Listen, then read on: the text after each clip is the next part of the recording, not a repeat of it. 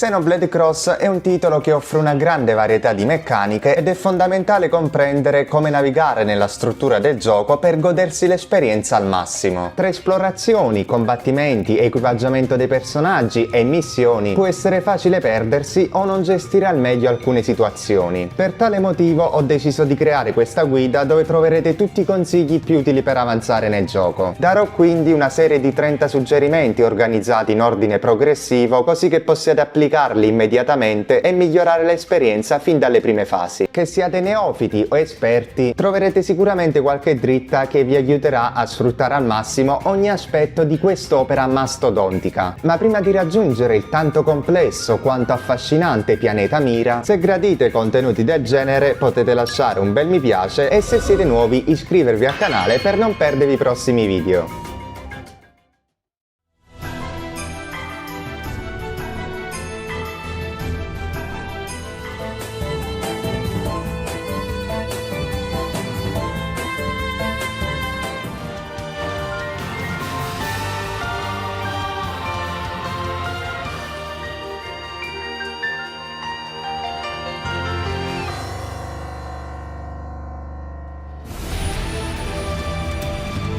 La prima azione da compiere all'inizio dell'avventura, dato che Cross parte con una gamma limitata di tecniche, è quella di selezionare Elma come personaggio principale. Tale scelta si rivelerà vantaggiosa in quanto Elma possiede già due tecniche particolarmente potenti come affondo furtivo e spazzata.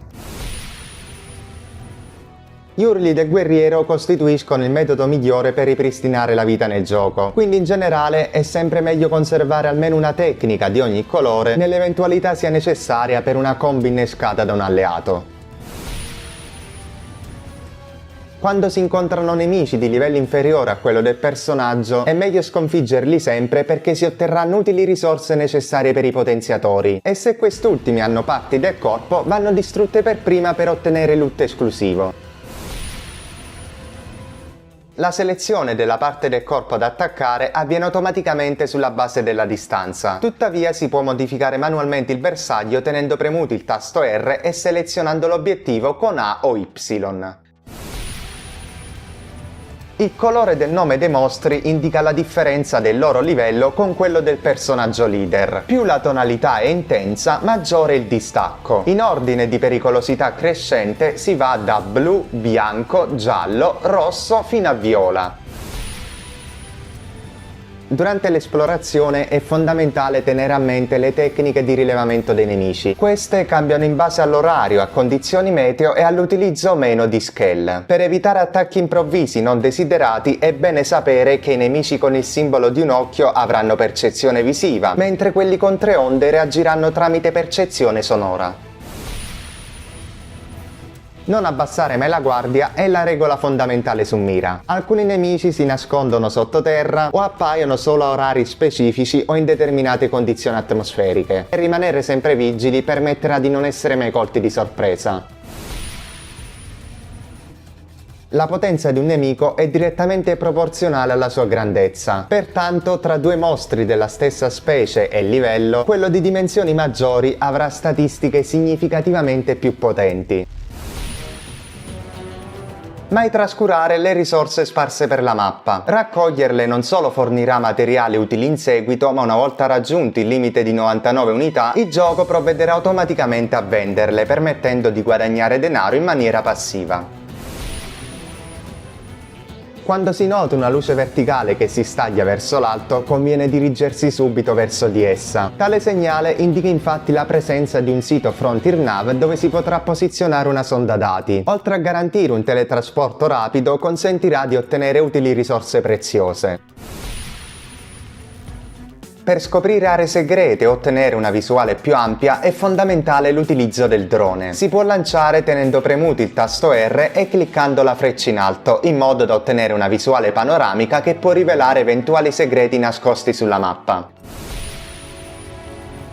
Una volta arrivati a New Los Angeles non bisogna dimenticare di interagire con i vari NPC utilizzando entrambe le modalità domanda e parla. Queste due interazioni sono cruciali per far evolvere i diagrammi intesa e sbloccare missioni legate a specifici rapporti.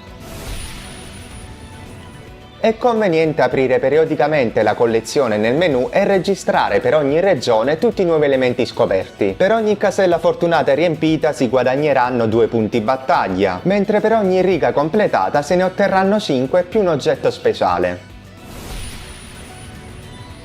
I personaggi con una finestra gialla forniscono informazioni utili per sbloccare un settore di mira. Ad esempio potrebbero rivelare la necessità di sconfiggere un Tyrant o di trovare un tesoro.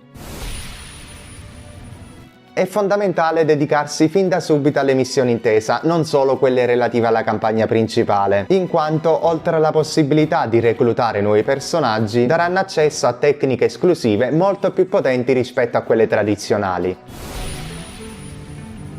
Capiterà durante il gioco di dover interagire con specifici personaggi di New Los Angeles. Nonostante sia una città immensa, possono essere localizzati facilmente accedendo al menu Gestisci squadra e premendo ZR per visualizzare tutte le relative informazioni, tra cui la posizione.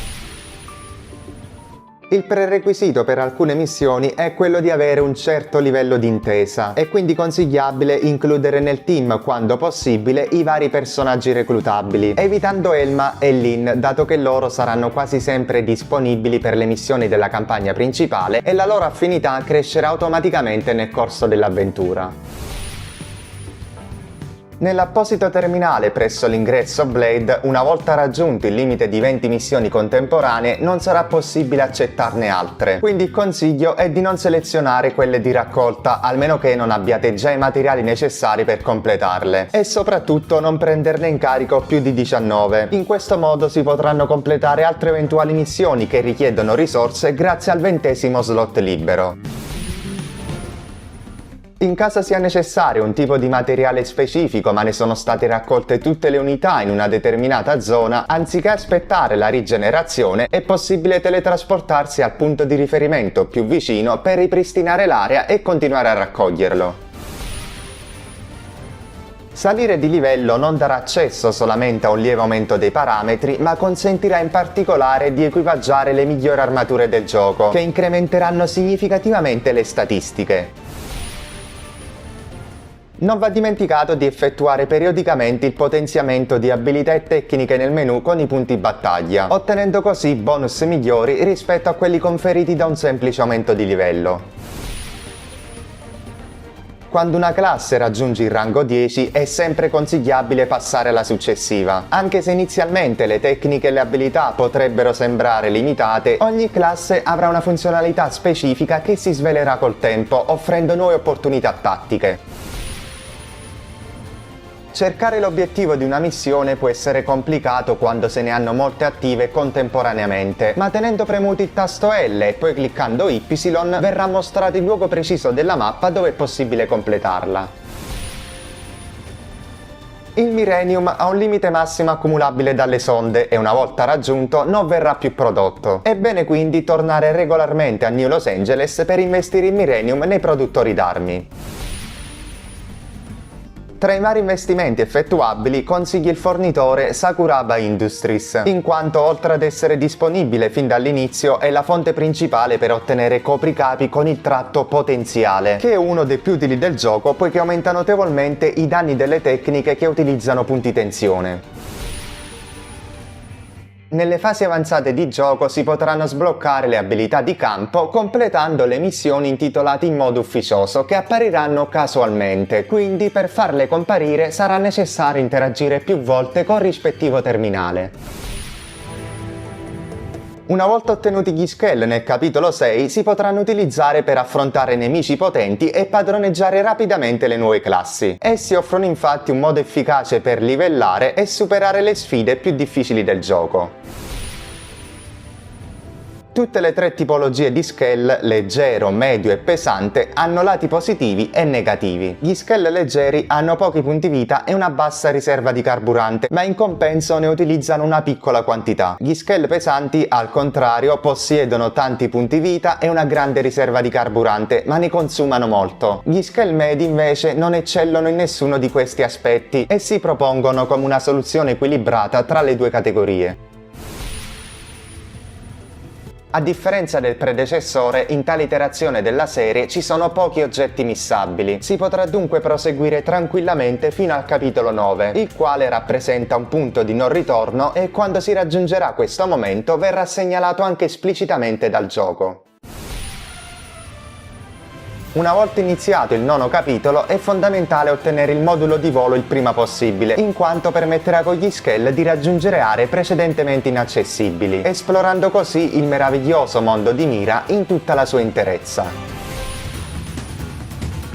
Siamo giunti alla fine della lista dei 30 consigli per Xenoblade Cross. Come bonus non dimenticate che se avete acquistato il gioco prima del 6 aprile, al termine del capitolo 3 potrete utilizzare oggetti utilissimi nelle fasi iniziali dell'avventura. Nel caso della versione fisica i premi vanno riscattati inserendo il codice presente all'interno della confezione nel Nintendo Shop. Spero che queste indicazioni vi siano d'aiuto e che vi consentano di affrontare con maggior consapevolezza il gioco. Essendo quest'ultimo enorme e pieno di cose da scoprire, tali nozioni sono importantissime per godersi appieno la produzione. Se avete altri trucchi e consigli da suggerire per aiutare persone nuove alla saga, scriveteli pure qui sotto nei commenti. Io vi ricordo che per non perdervi le ultime novità sull'universo Xeno potete seguirmi su tutti i miei social con i link in descrizione. In sovrimpressione potete vedere i miei ultimi contenuti, come le guide relative al combat system, all'installazione delle sonde e alla modalità turbo. In attesa del mio prossimo video, ciao e buon gaming a tutti!